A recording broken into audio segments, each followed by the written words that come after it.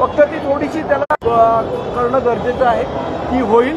पण सर्वात महत्त्वाचं म्हणजे येणाऱ्या जी मुंबई महानगरपालिका असेल ती जोरात, जोमात, जोशात लढवली जाईल आणि जास्तीत जास्त नगरसेवक मुंबईमध्ये महाराष्ट्र नवनिर्माण सेनेचे कसे निवडून येतील या दृष्टीने आम्ही सगळे, माझे सहकारी यशवंत किल्लेदार, कुणाल माईंकर, योगेश सावंत आणि सर्व विभाग अध्यक्ष, आम्ही सगळे मिळून या गोष्टीला सुरुवात करू. मुंबई अध्यक्षपदाची जबाबदारी मिळाली, कारण शिवसेना असेल किंवा महाराष्ट्र नवनिर्माण सेना असेल, दीर्घ इतिहास आहे तुमच्या पक्षाचा गट असेल तरी शिवसेनेपासून बांधलेली आहे. मुंबईसाठी कधी अध्यक्ष नेमला नव्हता, प्रथमच नेमणूक होते, का नेमकी गरज असेल? मला असं वाटतं त्याचा विचार सन्मान्य राजसाहेबांनी केला असेल. आज प्रत्येक शहराला मुंबई शहर अध्यक्ष आहे, तर मुंबईला नव्हता.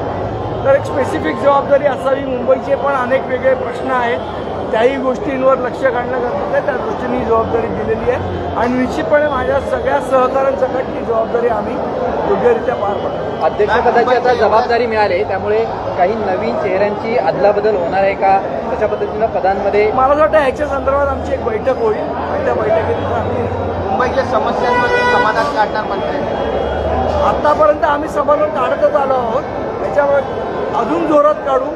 महानगरपालिकेच्या खूप सुरस कथा आहेत, त्याही आपल्यासमोर घेऊन येऊ. येणाऱ्या काळात आम्ही काय करणार आहोत याच्या संदर्भात एक पत्रकार परिषदेतून आपल्याला निश्चितपणे माहिती देईल. ही पदरचना बदलण्याचा सकारात्मक परिणाम मुंबई महानगरपालिकेमध्ये दिसून येईल का? तुम्ही त्याच उद्देशानं करताय, पण त्याचा मी तुम्हाला सांगितलं की निश्चितपणे याचा सकारात्मक बदल दिसेल आणि आजपासनं मनसे मिशन मुंबई महानगरपालिका चालू झालेला आहे, एवढा आपण लक्षात घ्यावं. किती नगरसेवकांचं टार्गेट आता तुम्ही घेऊन चाललेला आहात मुंबई महापालिकेचे? ते येणारं दुसरं टार्गेट पण सांगू, पण आता महापालिका मिशन चालू झालं आहे. टार्गेट आमचं 227 आहे.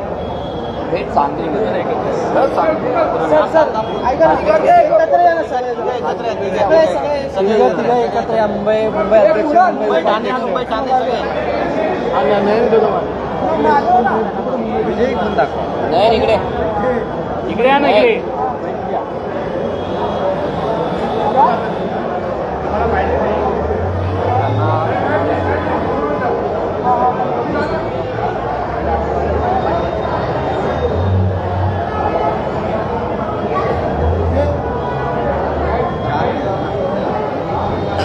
दोन थांबा दिले तर